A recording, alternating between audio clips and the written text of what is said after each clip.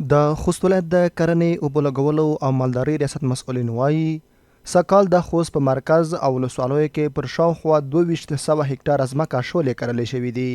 د دوی په وینا د تیر کال په پرتله د مناسبو ورښتونو او د اوبو د کافي سرچینو له امله د شولو کرکېله پراخه شوې او د حاصلاتو د زیاتوالي هیلې هم ورسره ډېرې شوي دي. مسؤلین زیاتوي چې د خوست اقلیمي شرایط د شولو د کرکېلې لپاره مناسب دي او هر کال بزګران له دې فصل څخه ښه حاصلات ترلاسه کوي. د شولو د تولید د لا ښه والي په موخه د اصلاح شویو تخمونو د ترویج لپاره 40 نمایشي قطعې هم جوړې شوې دي. همدارنګه د دودیزو شولو ترڅنګ د نریو وریجو کرکېله هم ترویج شوې ده. شوله په خوست کې مثبته نتیجه ورکوي، ښه نتیجه ورکوي چې تقریبا 1.15 مانه وریجې تولیدوي، یو جرب څخه هم سخت کال هم موږ په پلان کې لرو، کار جریان لري چې 40 نمایشي کتاب د اصلاح شویو شولو تخمونو چې تخمونه او په هغه کې کوډ کیمیاوي یعنې سپینه سره او توره سره او تخم شامل دي.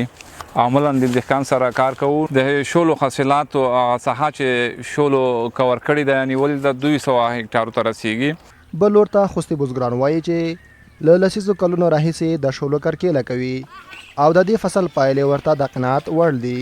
د دوی په خبره د خوست په بېلابېلو سیمه کې شولې ښه حاصل ورکوي او تر اوسه یې د شولو 3 بېلابېل ډولونه تجربه کړي دي.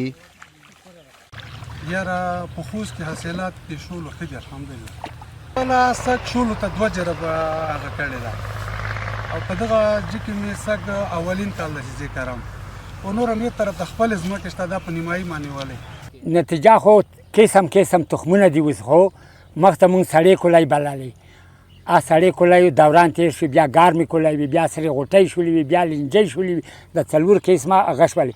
اوس د پاکستان مخې نه رغولې دي رقم تخمندوي کولی کې ځوانۍ کوي، دومره ځوانۍ کوي چې د دېګې نه جګې نه وي. نو خو داسې ډکېږي، داسې حاصل کوي چې د یوه پټۍ دا رواج چې 80 مانه شولې کوي.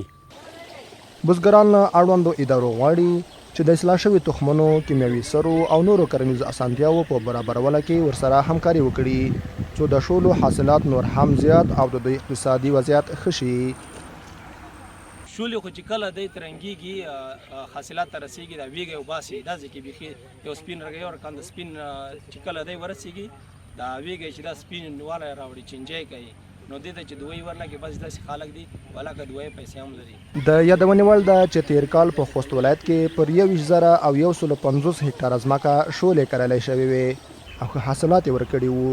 شولې د خوست له مهمو کرنیزو محصولاتو څخه شمیرل کیږي او د دې ولایت په دودیزو خوړو په ځانګړي ډول د ډنډکي په پخولو کې ترې پراخه ګټه اخیستلی کیږي.